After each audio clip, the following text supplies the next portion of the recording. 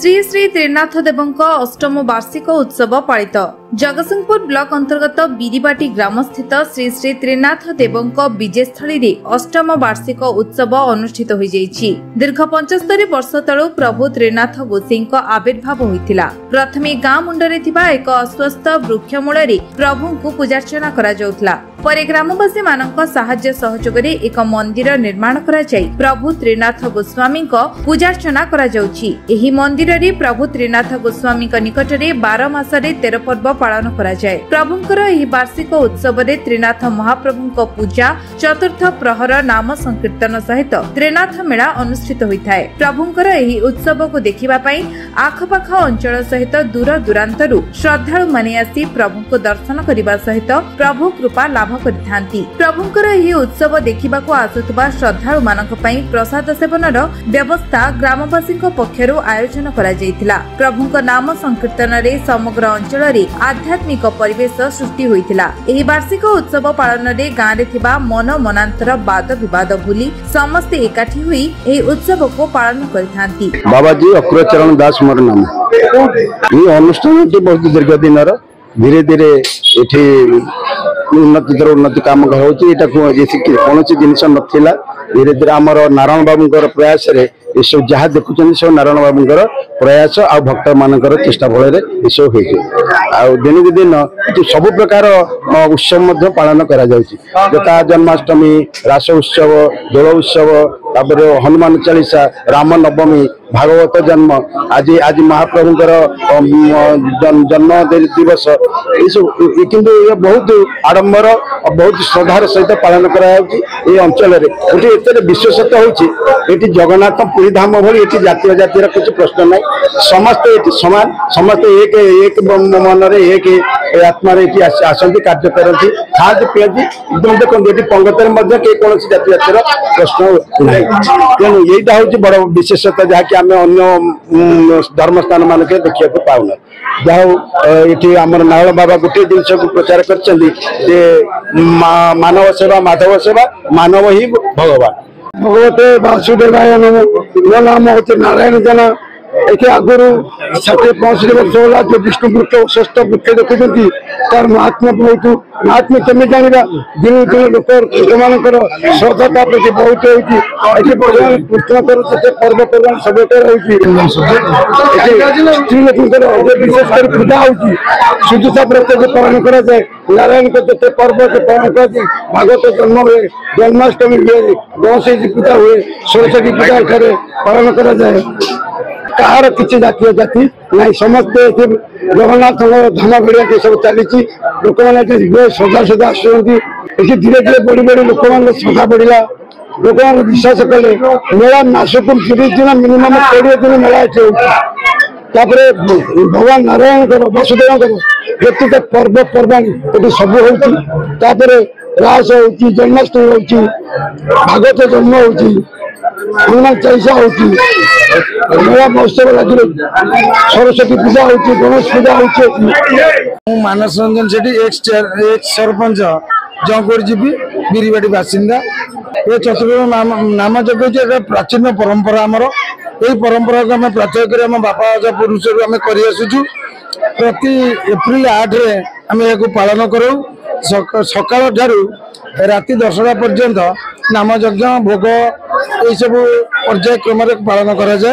ये अनुष्ठान 75 वर्ष प्राचीन हेले 35 वर्ष खंड हम यही अनुष्ठान पालन अष्टप्रहरी नाम यज्ञ चतुर्थ प्रहरी सांस्कृतिक कार्यक्रम मेलोडी पेलोडी भजन संध्या एम सब कराए। भूली जाइए किंतु ये त्रिनाथ मंदिर एत प्राचीन एत प्रत्यक्ष ये कार जब गाई हजिगला कार पुओ पर बाउला होगा कि कौन से सुना जिन हजिगला से मेला देला पाइला लोकंर गोटे प्रत्यक्ष भाव में भावना सृष्टि आम कि पाचु तेणु प्राय प्रति मेला आम एत मेला 365 दिन मेला हुए केवल ये किए कौन हजाई किए कौन पाई जाती से परंपरा अंधविश्वास को दूर करने प्रत्यक्ष ठाकुर भावना सृष्टि ये भागवत पुराण गीता यज्ञ भागवत घर तेणुक एगुड़ा हूँ बहुत प्राचीन परंपरा ये जगार प्राय 4-5 कोटी गाँव लोकंर धर्म विश्वास पर पालन कर परंपरा। ମୋ ନାଁ ଜଗନ୍ନାଥ ମୁଦୁଲି। ମୁଁ ପୂର୍ବତନ ଜିଲ୍ଲା ପରିଷଦ ଏବଂ ବର୍ତ୍ତମାନର ये ग्रामर जड़े ये अनुष्ठान एक सक्रिय सभ्य दीर्घ 5 दशंधि धरी ये त्रिनाथ अनुष्ठान एठारे तार विभिन्न समय सबु पर्वपर्वाणी की सुचारू रूप पालन कर आज एक गणपर्व परिणत है आ सांस्कृतिक सामाजिक एवं बौद्धिक चेतनार ये समृद्ध एवं ये अंचलवासी समस्त व्यवस्था एवं धार्मिक चिंताधारा को नहीं ये समृद्ध एठारे प्रत्येक मास को प्रत्येक रविवार दिन त्रिनाथ मेला अनुष्ठित हुए। ये आज ये संपर्क में मुझे अधिक किसी कहवा भितर मुझे गुरुत्व सहकार कहि ये अंचल जनमानसर समस्त बौद्धिक चेतनार एक प्रतिफलन एवं आज ये जो सांस्कृतिक अनुष्ठान ये समाहित होउची ये समस्त श्रद्धा स्नेह सदिच्छा एवं समर्थन ये कार्य गुड़िक सुचारू रूप हो आशा करे ये अनुष्ठान चलापथ दीर्घजीवी हो ये समस्त मनस्कामना पूर्ण हो। लोक संख्या को अधिक गुरुत्व दि जाए ना एटी यार एक पारंपरिक उत्सव ये प्रति वर्ष निर्दिष्ट तिथि तारीख में अनुष्ठित हुए।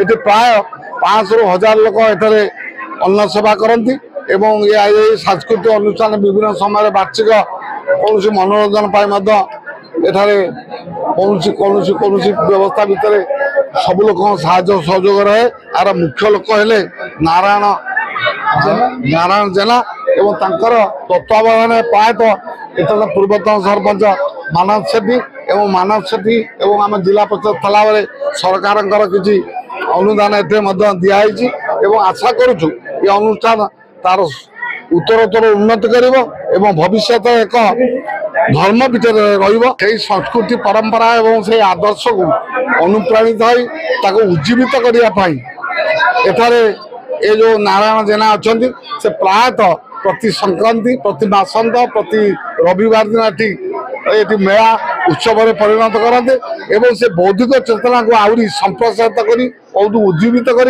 लोक जनमानस अधिक मात्रा सदृढ़ करने ये एक कह गले अति निच्छक पराकाष्ठा एवं तांकर उद्यम देखे एठारे जो आमर पाश्चात्य सभ्यता द्वारा जो अनुप्राणित लोक सभ्यता संस्कृति परंपरा को भूली जाऊले पुनर्जीवित करने उद्यम को प्रशंसा करी आशा करुच्ची ये अनुष्ठान तार उत्तरोत्तर कार्यक्रम को त्वरान्वित कर परिमार्जित परिवर्तित व्यवस्था भितर ये अनुष्ठान तार दीर्घजीव हम।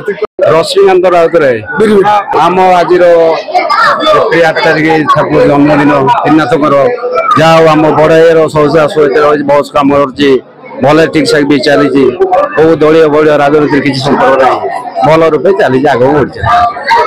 जगतसिंहपुर जिल्लार राकेश कुमार राय रिपोर्ट विश्व विजय न्यूज ओडिशा।